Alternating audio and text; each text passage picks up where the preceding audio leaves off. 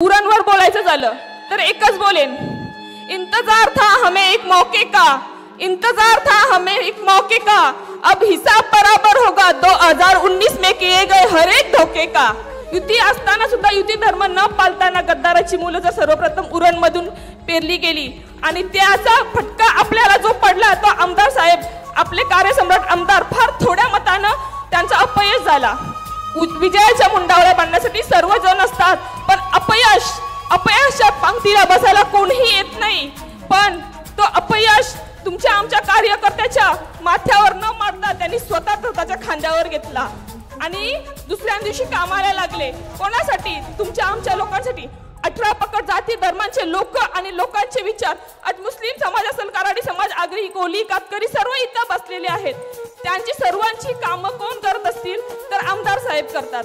मग आज ते आमदार नाहीत, फक्त जिल्हा प्रमुख आहेत, पण आजी जो आमदार आहे त्याच्यापेक्षा जर कामं कोण करत असेल तर आमदार साहेब करतात। की आपल्या जातीचा आपल्या मातीचा माणूस असताना त्यांना न निवडून देता ह्या परप्रांतीयाला निवडून दिलेला आहे। आपल्यामधलेच काही भामटे की गेलेले आहेत या परप्रांतीयाच्या पालख्या उचलायला, आणि त्याच्या आपण पालख्या नाही उचलायच्या। आपण आपले कार्यसम्राट आमदार आपल्या जातीचे आपल्या मातीचे असताना का म्हणून त्याच्या पालख्या उचलायच्या? एअरपोर्ट झालेत, रेल्वे स्टेशन आलेत, नवीन द्रोणागिरीचा विस्तार झालेला आहे।